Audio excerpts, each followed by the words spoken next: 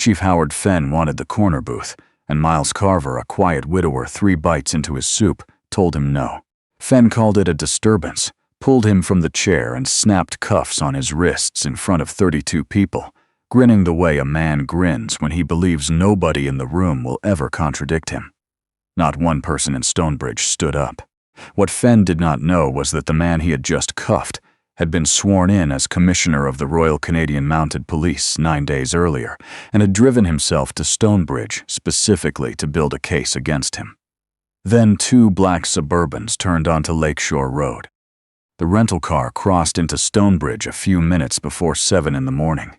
A silver Civic with a Hertz sticker on the bumper, and the faint smell of pine air freshener someone had clipped to the dash and then removed. The man driving it wore a fleece jacket, dark work pants, and boots that looked like they belonged to a man who split his own wood. He carried nothing except a wallet, a phone, and the kind of quiet that people sometimes mistake for slowness. His name was Miles Carver. 9 days earlier, in a ceremony at RCMP headquarters in Ottawa with the Minister of Public Safety in attendance and 24 senior officers standing at attention, he had been sworn in as the 23rd Commissioner of the Royal Canadian Mounted Police. Nobody here knew that. That was the point. The idea had not gone over easily in Ottawa. His chief of staff had spent 40 minutes in a boardroom explaining, patiently and then less patiently, that the commissioner did not drive himself into small-town Ontario without security, that there were detachment commanders for exactly this purpose, and that a single incident on the road was a liability the office could not absorb in the first 2 weeks. Miles had listened to all of it. Then he said that the reports crossing his desk tended to read calmly because they were written by people who had never been on the receiving end of what they described. The room had gone quiet in the particular way. Rooms go quiet when someone has said something that cannot be argued with, and nobody wants to agree out loud. They had reached a compromise. He would check in every hour, no exceptions. A 2-officer detail would position themselves at the OPP detachment 26 kilometers up Highway 26, close enough to reach him inside 30 minutes. Miles had said that was fine. He meant it the way you mean things you intend never to actually need. Stonebridge sat on the eastern edge of Georgian Bay, the kind of town that had been quietly beautiful for so long it had started to believe that was the same thing as being fine. The main street ran 4 blocks, a post office, a hardware store, a credit union branch, a diner with hand-painted signage in the window advertising the daily special. At the north end, the municipal building.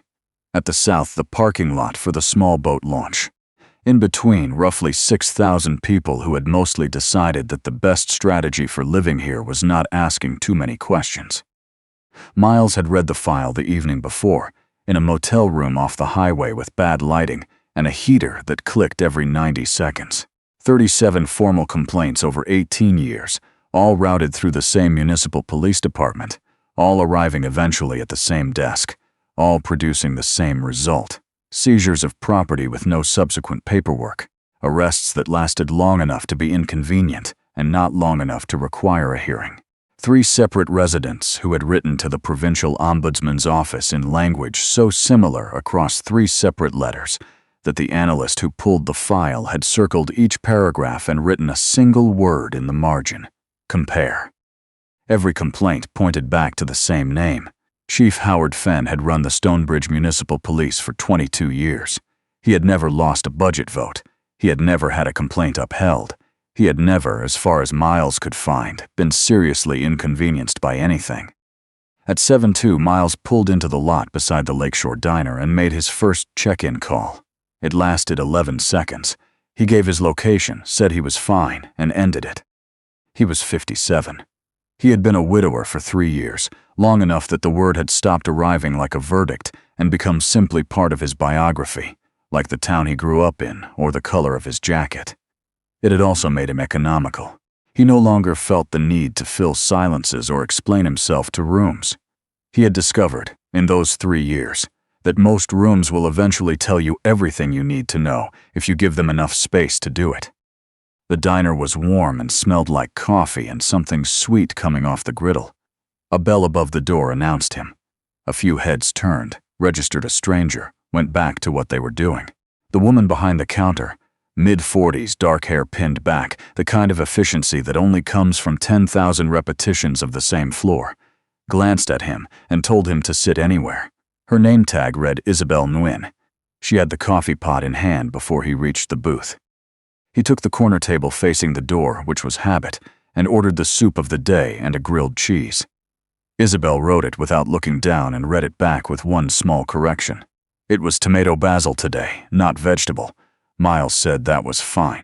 The way she said that's fine back suggested she had already decided he was passing through, which was exactly what he wanted her to decide.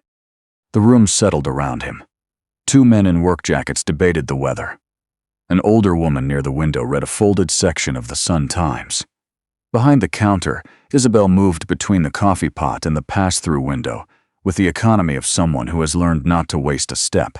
It was, in every measurable way, an ordinary morning in a town that had no reason to be anything else. Miles ate the first half of his lunch in that ordinary morning, thinking he might spend 3 quiet days here and leave with nothing more than notes. At 7:48, the bell above the door rang again, and something in the room shifted. It didn't announce itself. Conversations didn't stop. But they dropped, a quarter of a notch, like a radio when someone walks past it, and several people found reasons to look at their hands. Miles kept his eyes on his bowl and used the window glass for what it was worth. Chief Howard Fenn came in first, hat in hand. Behind him, 2 officers.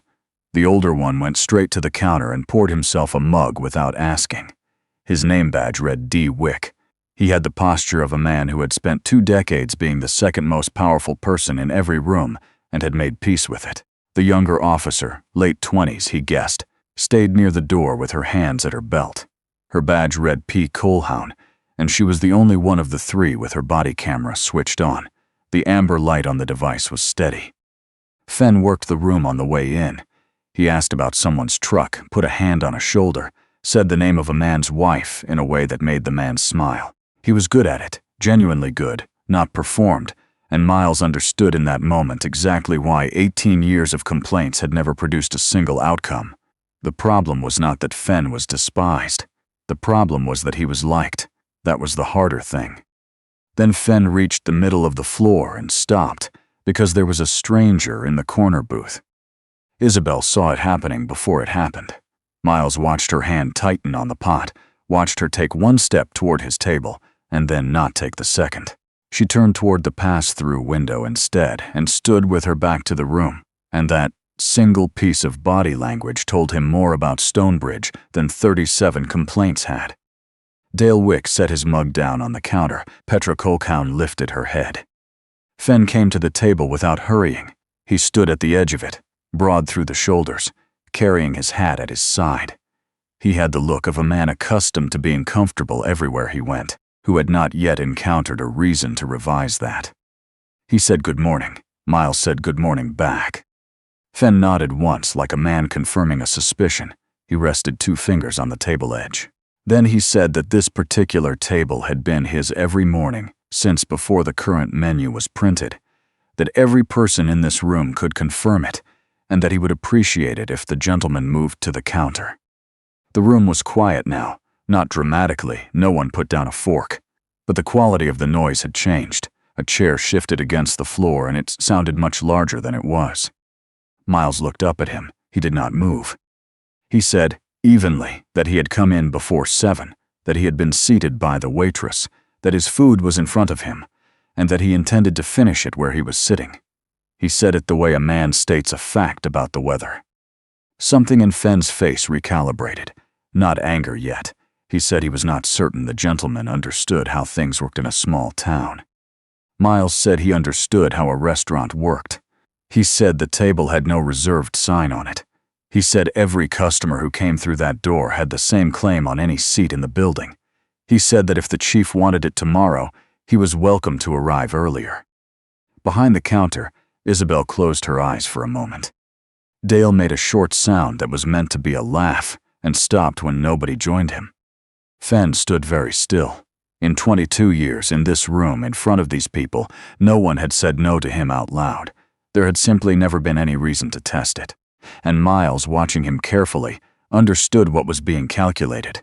The cost of being refused in public, in front of his officers, in front of people he had known for 2 decades, and finding the number unacceptable. "Stand up," Fenn said. Miles asked politely on what grounds. That was the sentence, not the refusal, the question.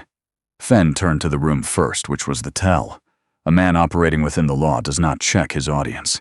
He announced, loud enough for the parking lot, that the individual had twice ignored a lawful direction and refused to identify himself, that he had no way of knowing what a man like this was doing, sitting where he had a clear line of sight to the municipal building all morning. He said the word disturbance. Then he said it again, the second time he had made it real in his own mind. Miles set his spoon flat across the bowl and put both hands on the table where everyone could see them. He did not stand, but he did not resist. He said clearly, so the entire room heard it, that he was not refusing to identify himself, that his wallet was in his jacket's inside pocket, and that he was not carrying a weapon. Every person in that diner would remember those 3 sentences. Fenn told him to stand up and turn around. Miles stood. He turned. He put his hands behind his back without being asked, which was a reflex he had not intended to give away. He had spent decades on the other side of this, and the body remembers things faster than judgment can interrupt. The cuffs went on left wrist then right. Fenn ratcheted them 1 click tighter than necessary, the way a man does when he is making a point rather than securing a prisoner. Not one person in the diner spoke, 32 people, and not a word. That was the part Miles would carry out of Stonebridge. Not the handcuffs, the silence. He stood facing the window and used the reflection to catalog the room behind him. The 2 men in work jackets staring at the table. The woman with the newspaper with her hands flat in her lap. Isabel at the pass-through window with her palms on the ledge and her jaw set the way a jaw sets when someone is absorbing something they cannot stop. Every one of them knew this was wrong. Every one of them had run the same arithmetic and arrived at the same answer. A stranger's bad morning costs nothing. 22 years of this man's goodwill costs everything. Near the window, one of the men in work jackets had a phone under the edge of the table. The screen was lit. It stayed there for about 15 seconds. Then the man glanced toward Dale, and the phone went into his jacket, and the man put both hands around his coffee cup and kept them there. Petra Colhan took 1 step forward. "Chief," she said. Fenn did not look at her. He said she could get the door. Petra stood there. Miles counted 2 full seconds in the reflection. He watched the exact moment she decided she was not ready to pay that price today, and he saw also that the amber light on her camera had not moved. She got the door. Dale took Miles by the arm. Fenn picked up the half-finished bowl of soup, considered it a moment, and set it on the counter near Isabel with an expression that was not a smile. Then he sat down in the corner booth. He was still sitting there when they walked Miles past him toward the door. At no point did Miles tell them who he was. He could have ended it in 4 words. He knew the precise effect those words would have on Howard Fenn's face. Knew the corridor that would open up the instant the title landed in that room. Every instinct built across 30 years told him to stop it now, that the commissioner of the RCMP in handcuffs in an Ontario diner was the kind of story that generated its own weather system. But he had driven to Stonebridge for the letters. 3 people, 3 separate envelopes, 3 descriptions of the same experience in language that matched too closely to be coincidence. And every one of those people had stood exactly where he was standing with no title to say out loud and no detail 26 kilometers up the highway. Reports written by people who have never been on the receiving end tend to read very calmly. He had said that in a boardroom in Ottawa and the people around the table had nodded. He understood it now, with his hands behind his back in a parking lot. So he let Dale walk him out. He let the bell ring above the door for the 3rd time. He stepped from the warmth of soup and coffee into the flat October light of the parking lot, and behind him Howard Fenn settled into the corner booth and told Isabel Nguyen, loud enough to carry through the glass, that he would take his usual. The lot had an audience before the door finished closing. Patrons at the diner windows. 2 men standing beside trucks with their coffee cups held low. Across the street, a woman who had been unlocking the credit union door had stopped with the key still in the lock and had not turned it. Dale walked Miles to the rear of the second cruiser and turned him so his back was against the vehicle, then stepped away and put his thumbs in his belt, satisfied, the way a man looks standing beside something he has finished doing. Fenn came out last. He put his hat on at the threshold, checked the angle of it, and surveyed the lot with visible pleasure. Then he began to talk. He talked to no one in particular, which meant he was talking to everyone. He said a man had been sitting where he could observe the municipal building for nearly 40 minutes, he said. A man who refuses a lawful direction in public is telling you something about himself. He said he had been doing this job for 22 years, and that the day he stopped paying attention to strangers was the day something bad happened to someone he cared about. Nobody contradicted him. That was the whole shape of it. Miles stood with his back against cold metal and counted. 14 adults within earshot who had watched the entire thing from the moment Fenn crossed the diner floor.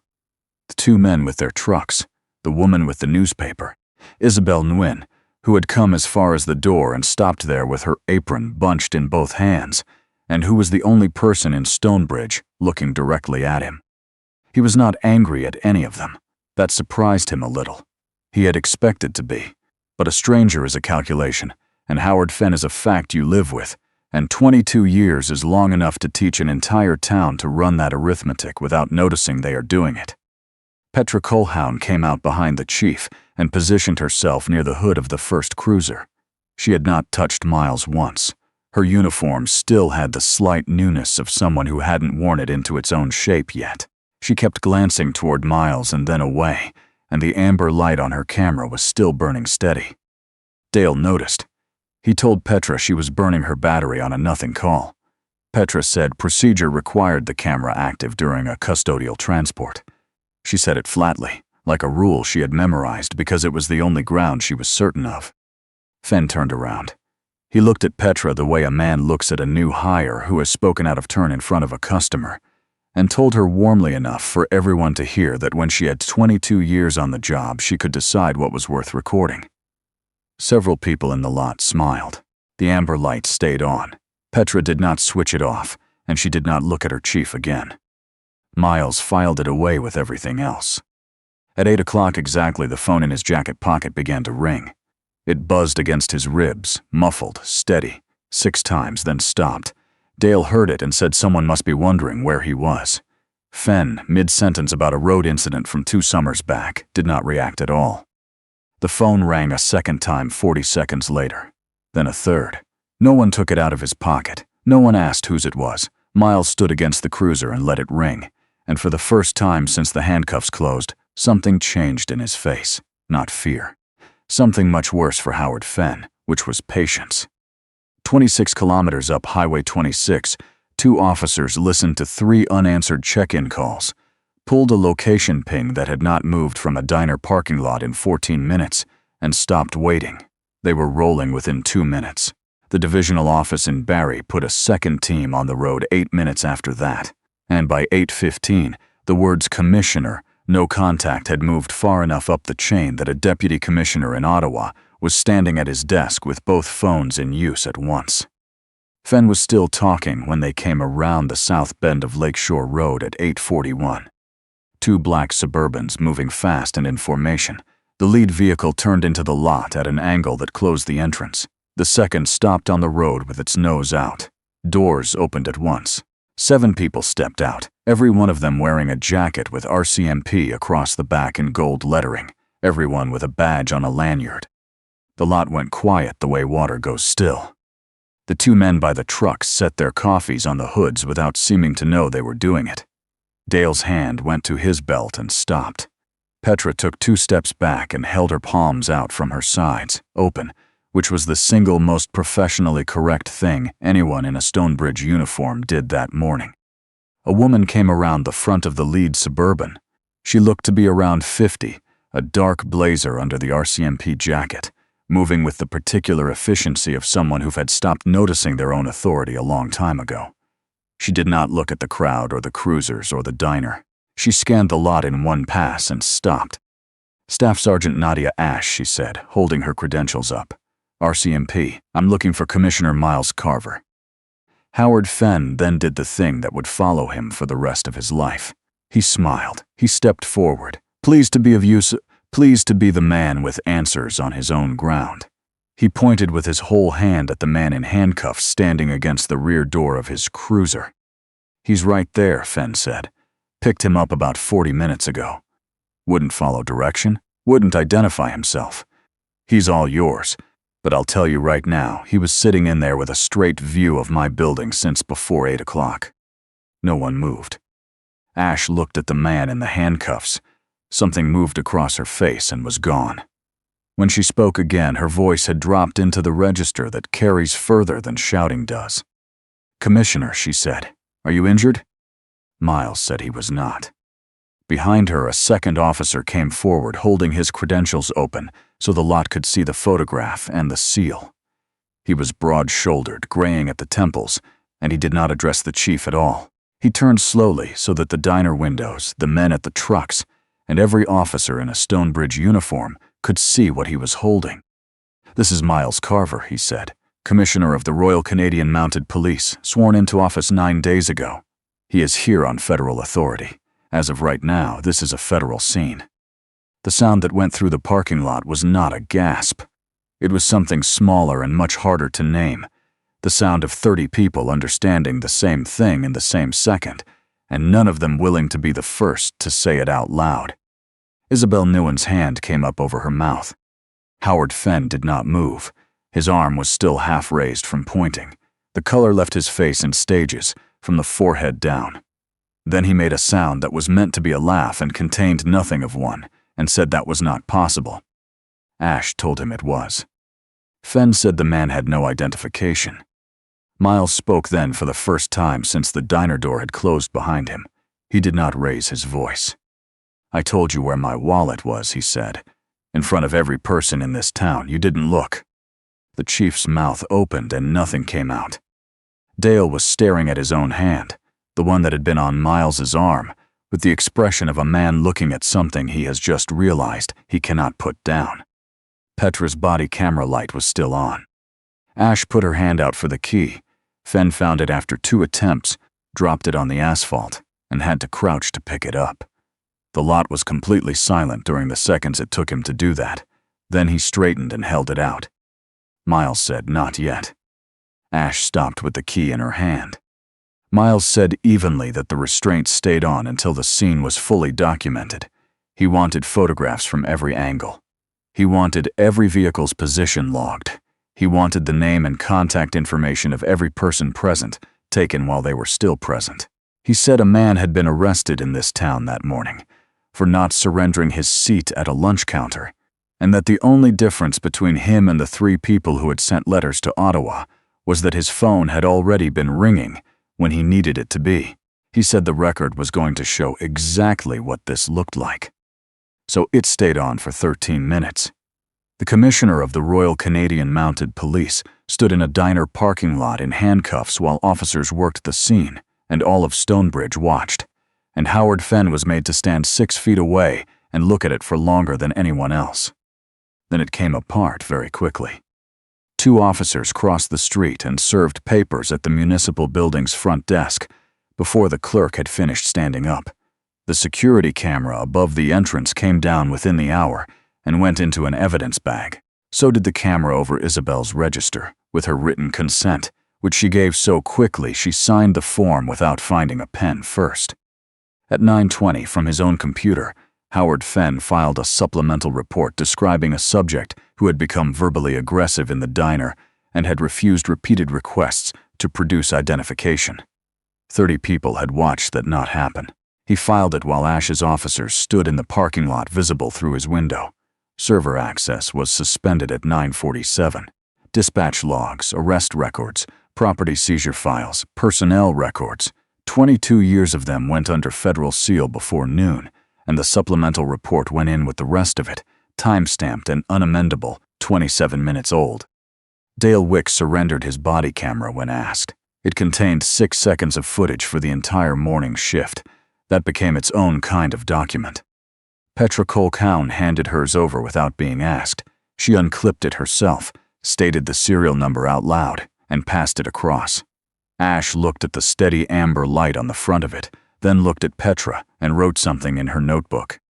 One of the men who had been standing by a truck in the lot, Carl Dufresne, who ran the hardware store on the main block and had been one of the 3 letter writers, waited until the lot had thinned, then walked over to the nearest officer holding his phone out in both hands.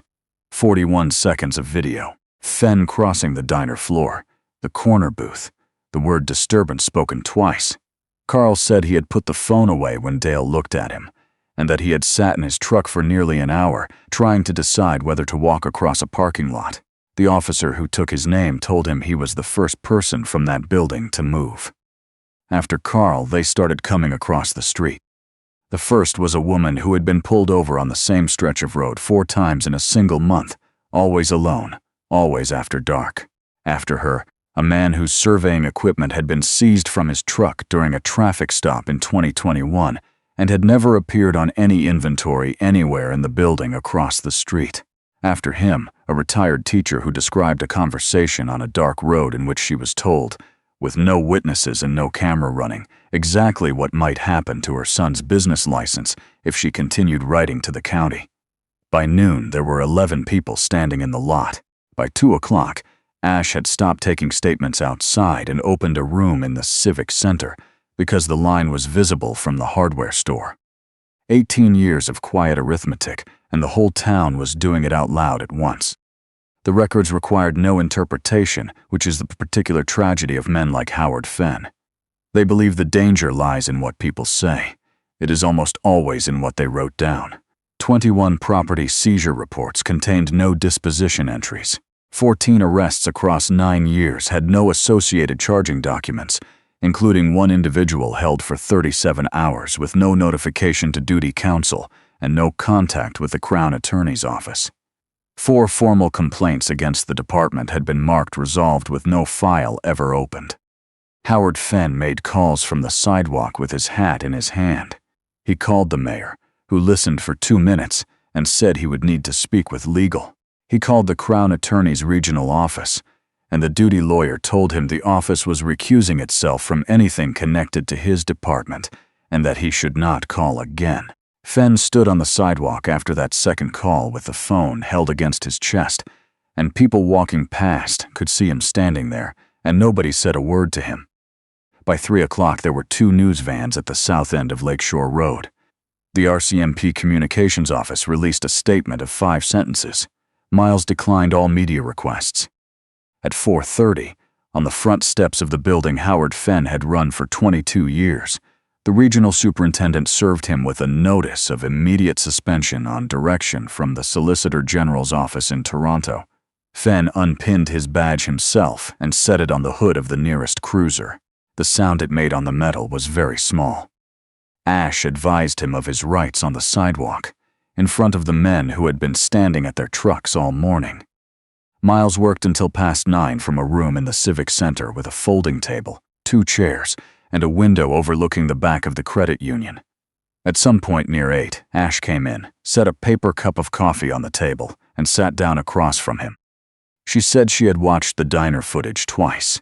She said there were at least 2 clear moments before the handcuffs where a single sentence would have stopped all of it before it started. She wanted to know why he hadn't said it. Miles turned the cup a quarter turn on the table. He did not touch the coffee. He said that when he had accepted this position, 3 letters had crossed his desk in the same week from 3 different people in this town, all describing the same experience in language that was almost identical. He had read them in a boardroom in Ottawa where everyone agreed the situation was serious, and no one present had ever been on the wrong side of it. I needed to know what it actually feels like, he said. To be the person a room decides isn't worth the trouble, not to read it. To be the man against the car with nothing to say and nobody on the way. Ash said that by 8:41 he had 2 vehicles on the road. Carl Dufresne didn't, Miles said. That's the whole point. He sat in his truck for an hour trying to decide whether to walk across a parking lot. The only difference between him and me this morning was that my phone was already ringing. He said that if he had identified himself in the diner, the department would have produced a clean report by noon and a sincere apology by dinner, and 22 years of everything else would have stayed exactly where it was. He said the arrest was the only piece of evidence that could not be argued with, and he had let it happen because he was the first person in Stonebridge in 2 decades who could afford to let it. Ash turned that over for a while. Then she asked whether he intended to speak to Fenn directly. Miles said he would, and that he would do it in front of Fenn's lawyer, with nothing in his hands and nothing to ask, and that he was a witness in this matter and intended to conduct himself accordingly. It happened 2 days later on the front steps of the municipal building at 3:30 in the afternoon. Fenn came out in a civilian jacket and an untucked shirt, with an attorney a step behind him. Without the uniform, he looked like what he was, which was a man of 59 who had run out of phone numbers. He stopped when he saw who was waiting at the bottom of the steps. Fenn spoke first. He said he had kept this town safe for 22 years. He said there had not been a serious violent crime in Stonebridge in over a decade. He said he had pulled a family out of a car on the bay when the ice gave way in March of 2019 and had done it without waiting for backup because there was no time. He said half the people who had stood in the parking lot outside the Civic Center had called him at home on a Sunday at least once. He said all of it with the flat delivery of a man reading his own resume to a wall. Miles told him that every word of that was in the file and would go to the prosecutors along with everything else. Then Fenn said the thing he had clearly been building toward for 2 days. He said none of this would have happened if a stranger had known his place. He began to say that if the man had simply moved to the counter, none of it. And then he stopped, because he heard himself.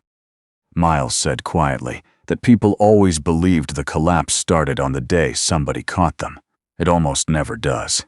He said 21 property seizure reports had no disposition entries before he ever turned off the highway, that 14 people had been held without charging documents across 9 years, that Carl Dufresne's transit level had disappeared from a truck bed in 2021 and had never appeared on a single page in that building. None of that had anything to do with a corner booth, Miles said. You didn't fall because you arrested the commissioner of the RCMP. You would have fallen the same way if I had been no one. You would just have fallen slower, and more people would have paid for it on the way down. At some point, you stopped being able to tell the difference between the law and your own authority. And once a man loses that distinction, the badge is only a delay. Fenn looked at the railing under his hand. He said, very quietly, that he had never thought of himself as a corrupt man. Miles said he believed that. He said it was the reason the file was 22 years long. The case was formally consolidated with the Provincial Oversight Authority and the Federal Civil Rights Unit within the week. Dale Wick was named in the primary charging document. He resigned by email the morning after being served, which changed nothing about his exposure. The Crown Attorney's regional office was placed under external review for the declined complaints. Carl Dufresne got his transit level back. It was found in an unlabeled evidence box on the second shelf of a storage room that had not been formally audited in 11 years. He was told about it on a Tuesday afternoon and did not say anything for a long moment. Then he said he had given up on ever seeing it again. The town did not celebrate. That was the part nobody in Ottawa would fully understand when they read the summary. There was no applause on Lakeshore Road when the badge came off the hood of the cruiser and went into the evidence bag. No crowd. By 5 o'clock, the lot beside the diner had emptied, and Stonebridge had gone quiet in a way that had nothing to do with the hour. Because Howard Fenn was not the only person who had been exposed that morning. 32 people had watched a man be handcuffed for not giving up his seat, and 32 people had made the same calculation in the same second and decided it was not their problem to carry. They had watched from the windows. They had looked at their hands, and now they were sitting in their kitchens with a different answer in front of them, which was that what they had been calling common sense for 22 years had another name. Isabel Nguyen closed the diner at 1:30, 4 hours early, turned the sign, and sat in the corner booth with the lights off for a long time. She told Miles about it later in a statement, which was how he came to know it. Carl Dufresne went back to the hardware store and did not open the till for the rest of the day. 3 separate people came in to ask what he had said to the officer in the parking lot. He told them. All 3 left and joined the line at the Civic Center. The provincial oversight body appointed an acting chief 9 days after the arrest. They gave the position to Petra Kolkown, who had 4 years with the department and had been the only officer on scene that morning with her camera running. That recording had become the spine of the entire proceeding. It carried Fenn crossing the diner floor, the corner booth, the handcuffs going on, and 13 minutes of a parking lot in which 32 people said nothing at all. Petra said on the record that she did not think she deserved the position. She told the oversight panel she had taken one step forward in that parking lot and then gone and opened the door instead, and she did not see why a person who had done that should be handed a department. Ash, who had been asked to observe the appointment, said the only thing she said all evening. She said that across 22 years, Petra Kolkown was the only person in that building who had ever kept a light on. The reforms were neither dramatic nor fast. Body cameras went to continuous recording on every contact, uploading automatically to a county server no one inside the department could access. Arrest reports locked at filing with any amendments visible as amendments. Every custodial hold went to the Crown within 6 hours, or the person walked. An oversight panel was seated with 4 residents on it, and Carl Dufresne was one of the 4, which nobody in the room found funny, and everybody found right. None of it was new. All of it had existed somewhere on paper already. It had simply never been enforced by anyone who could be told no. What actually changed in Stonebridge was smaller and harder to write into policy. People started talking. The statement line at the Civic Center ran for 11 days. By the end, 53 people had come through it, and 41 of their accounts described incidents more than 3 years old, which meant that for 3 years the people in that town had been carrying the same story, and each one had believed they were the only one holding it. Miles came back to Stonebridge on a Thursday morning, 17 days after the morning he arrived. Same rental, same hour, same fleece jacket. Ash had suggested a suit. He had said no, and she understood why before he finished saying it. The news vans had been gone from Lakeshore Road for 11 days, which was about as long as anything holds. The lot was 2/3 full. He could smell the coffee from the parking lot. The bell above the door rang. The room stopped. Not the way it had stopped the first morning, when a stranger had walked in and nobody looked twice. This time, every head in the building came up at once, and for a moment nothing moved at all.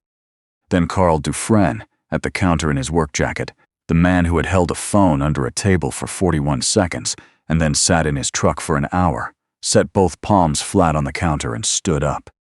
The woman with the newspaper stood. The 2 men in the window booth stood. Then the rest of them, 1 and 2 at a time, until nobody in the diner was sitting down. Not one of them said his title. Nobody said Commissioner. They stood the way people stand when standing is the only language left that means anything. Miles understood exactly what it was, because it was not for the office he held. It was for 13 minutes in a parking lot in October. He nodded once to the room. Then he went and sat in the corner booth. Isabel Nguyen brought the coffee before he asked, same as the first time, and her hand was not quite steady. She stood at the edge of the table with the pot held in both hands, and told him that she had been 4 feet from this booth, holding that same pot, and had not put it down, and that she thought about it every morning when she came through the door. He told her that she had signed a consent form while the officer was still talking, that her register footage was in the case file, and that she had done more for this town that day than she was giving herself credit for. Isabel went back to the kitchen and did not come out for some time.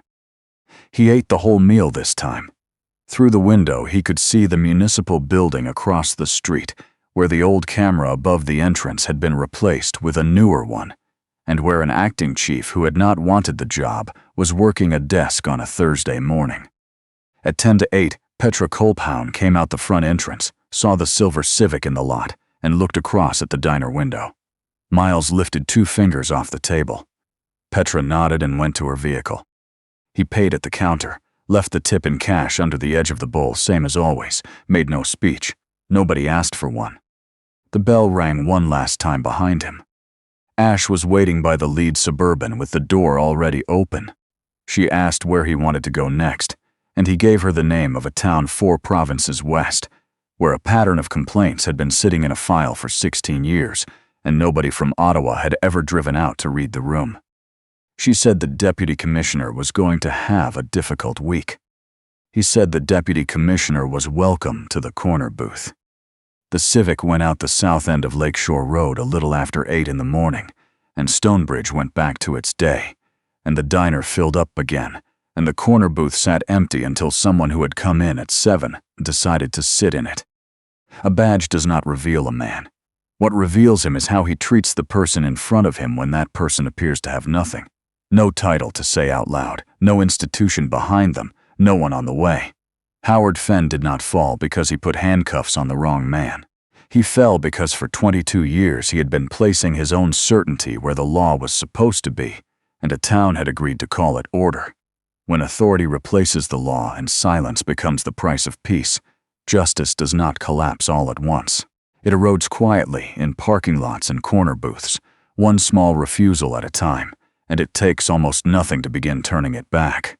One constable who would not switch off her camera, one man who finally walked across a parking lot, one woman who signed her name without looking for a chair, one quiet man who stayed in his seat and finished his lunch.